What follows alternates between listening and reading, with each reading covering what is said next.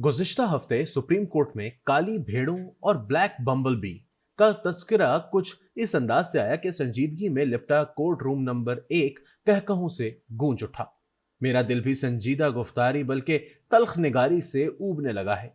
सो जी चाहता है माहौल की इस शगुफ्तगी से थोड़ा लुत्फ उठा लिया जाए। वजीर आजम शहबाज शरीफ की तरफ से पैनामा के हवाले से जजों में काली भेड़ों के जिक्र की गूंज सुप्रीम कोर्ट में सुनाई दी तो अटॉर्नी जनरल ने वजाहत कर दी कि वजीर आजम का इशारा माजी के कुछ जज साहिबान की तरफ था। इस पर जस्टिस अतहर मिनल्लाह ने वजीर आजम को पैगाम दिया कि हम काली भेड़े नहीं, ब्लैक बम्बल भी हैं। मेरी उलझन यह है कि काला भूंड कोई ज्यादा शाइस्ता या नस्तालीक इस्तारा नहीं, ये गैर रोमानवी और गैर शायराना भी है। मुझे पूरी उर्दू शायरी में कोई एक शेर भी नहीं मिला जिसमें भूंड का लफ्ज इस्तेमाल किया गया हो।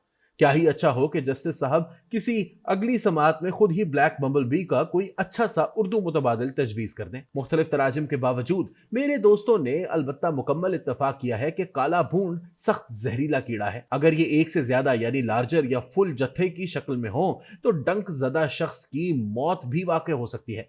माजी में ऐसी मिसालें मौजूद हैं। काम यहीं तक पहुंचा था कि एक दोस्त का फोन आ गया। छूटते ही काले भूंड की कथा छेड़ दी। मैंने इसे समझाया कि दुनिया भर के जज इस तरह की खुश कलामी करते हैं और लतीफ चुटकले छोड़ते रहते हैं। उसे बताया कि जस्टिस अतहर मिनल्लाह निहायत साहिब फरासत और कसीरुल मुतालिया शख्स। मैंने इसे समझाया कि दुनिया भर के जज इस तरह की खुश कलामी करते और लतीफ चुटकले छोड़ते रहते हैं।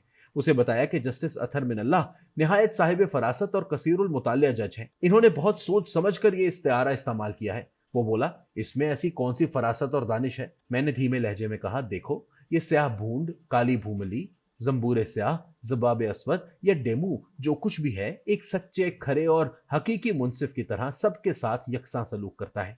उसके सामने गोरा आए या काला, बच्चा आए या बूढ़ा, औरत आए या मर्द, किसी से भी कोई इम्तियाजी रवैया रवा नहीं रखता। वो किसी की सियासी वाबस्तगी भी नहीं देखता। कोई मुस्लिम लीग नून का हो या पीपल्स पार्टी का, पीटीआई का हो या एमक्यूएम का, सबको एक ही नजर से देखता है और तराजू के पलड़ों में बाल बराबर झोल नहीं आने देता। गहरी मानवियत के अलावा इस इस्तारे में एक सूरी या जाहिरी हुस्न भी है। परों वाले जहरीले स्याह भूंड की दुम पर पीले रंग की धारियां सी होती हैं। ये धारियां जज साहिबान की स्याह अबाओं पर सुनहरी रेशमी हाशियों से गहरी मुशाबिहत रखती हैं। मेरी रवानी में खलल डालते हुए वो गुस्से में बोला, बस बस बस, बंद करो ये खुशामद।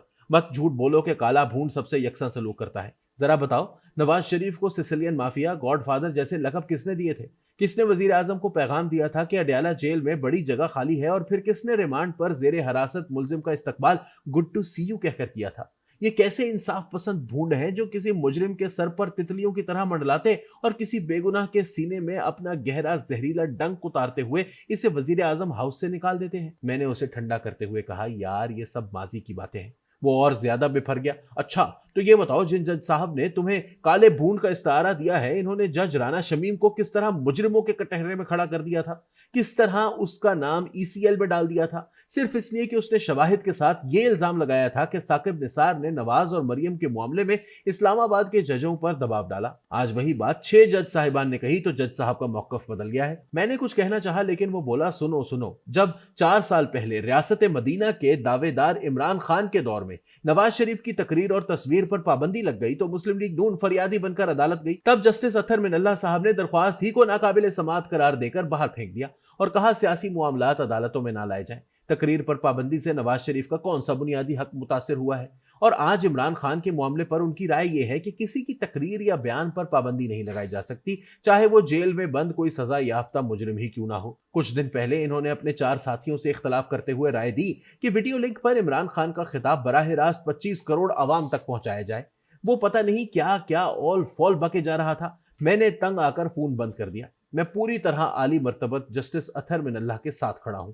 इन्होंने काले भूंड के मानी खेज इस्तारे से वाज़ेह पैगाम दिया है कि अदलिया इंसाफ की कार फरमाई के लिए अपना डंक काले भूंड की तरह बिला खौफ व रियायत और बिला रुग़बत व अनाद पूरी जहर नाकी के साथ इस्तेमाल करेगी। ताहम हकीकत यही है कि पौन सदी के दौरान में काले भूंडों का किरदार एक जैसा नहीं रहा। आज तक इन्होंने जमहूरियत पर हमला करने और आईन तोड़ने वाले किसी डिक्टेटर को नहीं काटा, बल्कि इनके हाथों पर बोसे दिए और इनके चमनिस्तानों की खुशरंग तितलियां बन गए। अलबत्ता सियासतदानों के सीने इनके जहरीले डंकों से छलनी होते रहे। एक उलझन ये भी है कि काले भूंडों की अदल फरमाई में तसलसल और यकसानियत के बजाय एक ऐसा तासुर मिलता है कि कुछ के लिए तो वो सजीली तितलियां और कुछ के लिए जहरीले स्याह भूंड बने रहते हैं।